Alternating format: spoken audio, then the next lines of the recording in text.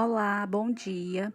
Eu e a Adriana, nós vamos falar sobre os gêneros crônica, fábula e propaganda. Bom dia a todos, eu sou a Adriana e o gênero textual que escolhi foi a crônica, por conta, por conta de ser muito utilizada em textos do cotidiano e também publicada por revistas, jornais ou blogs. Ela faz parte de uma escrita simples e de fácil compreensão e, além disso, torna o texto mais próximo ao leitor. Mas o que é crônica? Com certeza vocês já leram ou já ouviram falar.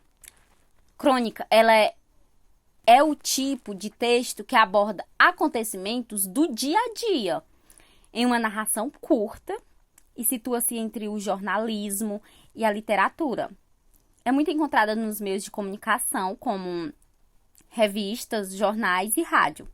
E tem como objetivo fazer uma análise crítica das situações cotidianas, né? Possibilitando ao leitor uma reflexão sobre aquele assunto. E por ser um texto mais simples e ser utilizada para descrever fatos do cotidiano, a crônica facilita a aproximação do leitor como uma conversa entre amigos, tornando a leitura leve e divertida. Em geral, as crônicas tratam sobre assuntos comuns, apresentando uma crítica de forma objetiva, sem muitos detalhes e muitas vezes fora dos padrões textuais que estamos acostumados a ver, né? E quais as características da crônica? Por tratar de assuntos do cotidiano, a crônica tem vida curta, né? É rápido. Isso quer dizer que o assunto em pauta hoje não será o mesmo de amanhã. E o aspecto similar é similar ao jornalismo, já que os dois buscam inspiração nos acontecimentos do dia a dia. E geralmente também apresentam uma linguagem simples, né, como eu já falei, simples e espontânea, situada entre a linguagem oral e a escrita. E isso contribui para que o leitor se identifique, né, se identifique com o cronista, que acaba se tornando o porta-voz daquele que lê. E as principais características da crônica são escrita em textos curtos e de fácil compreensão, possui uma linguagem despojada e simples, narra situações do cotidiano, o uso de poucos personagens, às vezes nenhum, um caráter crítico sobre comportamento e situações, uso de humor crítico, irônico e sarcástico, e segue um tempo cronológico determinado, como eu já falei. E também há vários tipos de crônica. Temos a crônica descritiva, temos a narrativa, dissertativa, crônica narrativo-descritiva, crônica humorista, e a crônica lírica, crônica poética, jornalística, histórica, crônica ensaio, crônica filosófica. Temos vários tipos de crônica que não vamos nos aprofundar agora porque o tempo é curto. Então, iremos agora ler uma crônica de Carlos Drummond de Andrade. Furto de flor. Furtei uma flor daquele jardim. O porteiro do edifício cochilava e eu furtei a flor. Trouxe para casa e coloquei-a no copo com água. Logo senti que ela não estava feliz. O copo destinava-se a beber e a flor não é para ser bebida. Passei para o vaso e notei que ela me agradecia, revelando melhor sua delicada composição. Quantas novidades há numa flor, se a contemplarmos bem! Sendo autor do furto, eu assumi a obrigação de conservá-la. Renovei a água do vaso, mas a flor empalidecia. Temi por a sua vida. Não adiantava restituí-la ao jardim, nem apelar para o médico das flores. Eu a furtará, eu a vi morrer. Eu a via morrer. Já murcha e com a cor particular da morte, Peguei-a docemente e fui depositá-la no jardim, onde desabrochará. O porteiro estava atento e repreendeu-me. Que ideia a sua? Vi jogar lixo de sua casa nesse jardim. Carlos Drummond de Andrade. Agora vamos entender a crônica. O texto, a crônica Furto de Flor, é uma narrativa em que o autor, ele também é personagem. Podemos perceber quando ele diz: eu furtei uma flor. A narrativa é feita na primeira pessoa do singular. Também no verbo usado, o verbo furtar, ele poderia também ter usado roubar. O narrador poderia ter usado o verbo roubar. Mas roubar soaria assim uma palavra muito forte, roubei. E ele apenas se apoderou da flor, né? Sem a intenção de roubar, né? E geralmente, roubar, ela supõe violência, né?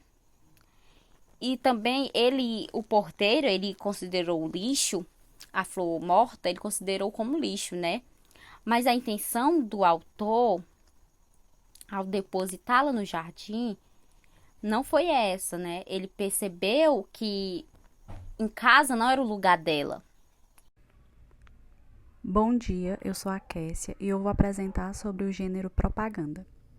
Os textos propagandísticos ou publicitários, como o próprio nome já diz, têm como objetivo principal a propaganda. Através desta, anuncia-se um determinado produto, uma ideia, um benefício, um movimento social, um partido e entre outros.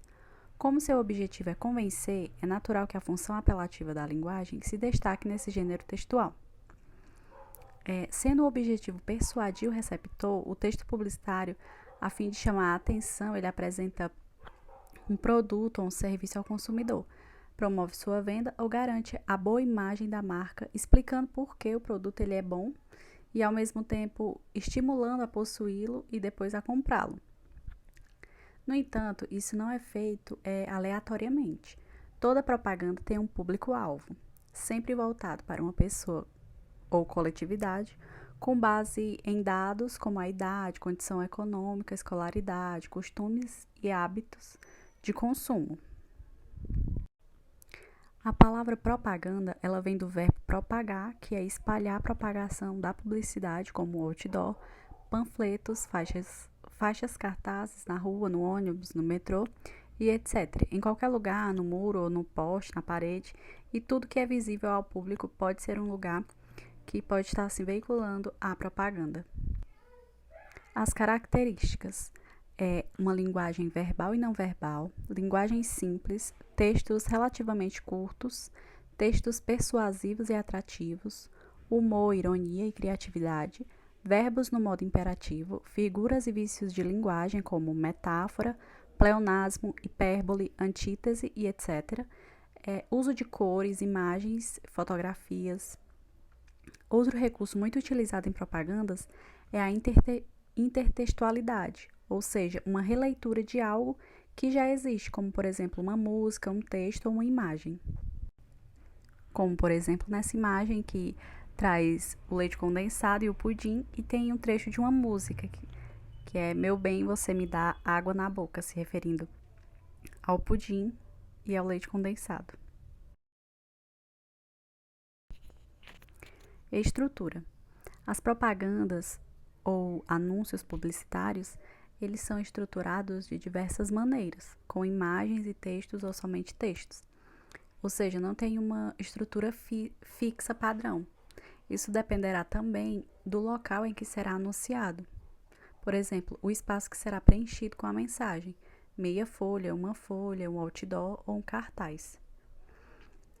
O título, geralmente, ele é escrito em letras maiores, com o objetivo de chamar a atenção do consumidor.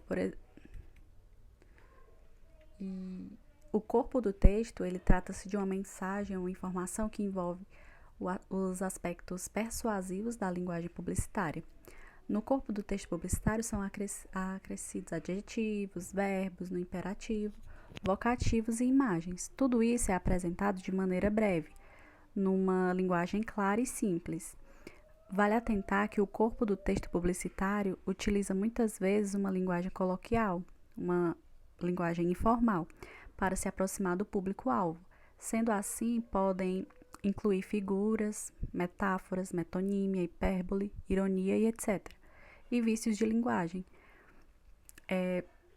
No slogan, os slogans eles são elementos fundamentais dos textos publicitários porque definem em poucas palavras ou frases de efeito a marca, né, de maneira criativa e que aproxima o leitor da proposta publicitária. A marca ela segue abaixo a marca do produto, né, junto com o logotipo da empresa.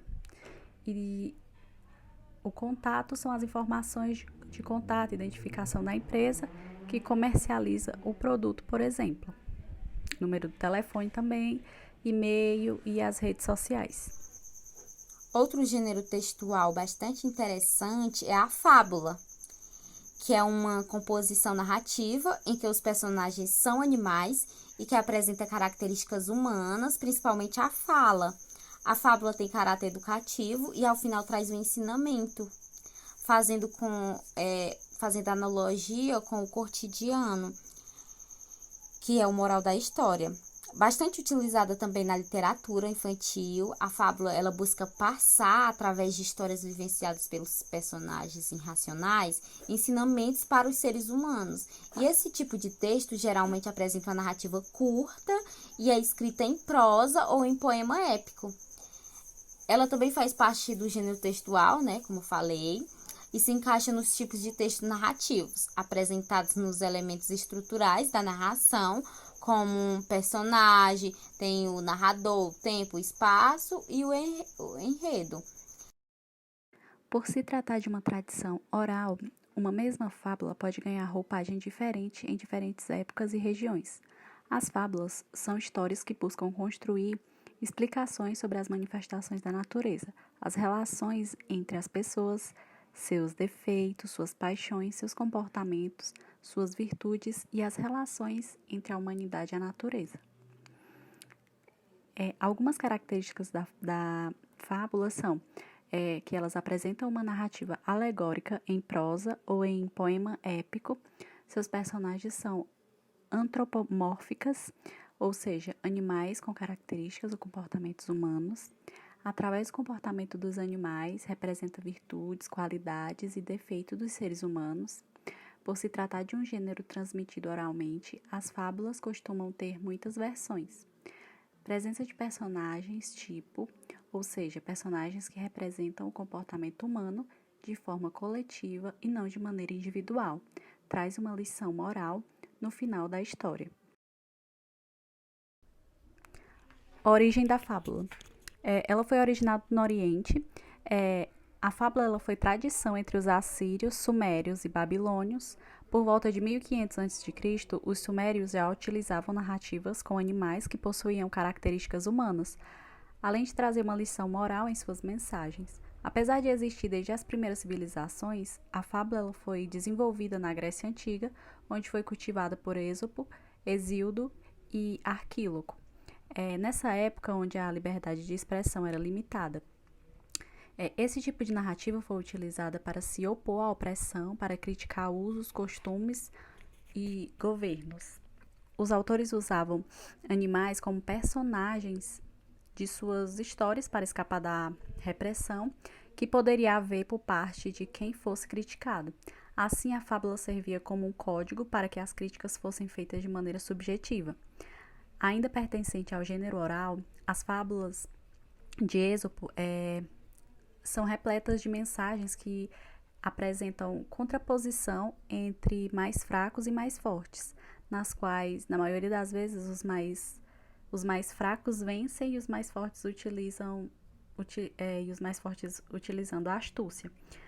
Por volta do século I a.C., o romano Fedro aperfeiçoou a fábula, dando um toque estilístico e inserindo-a mais tarde, aproximadamente no século XVI, Leonardo da Vinci as reinventou No entanto, seus textos não ganharam repercussão fora da Itália.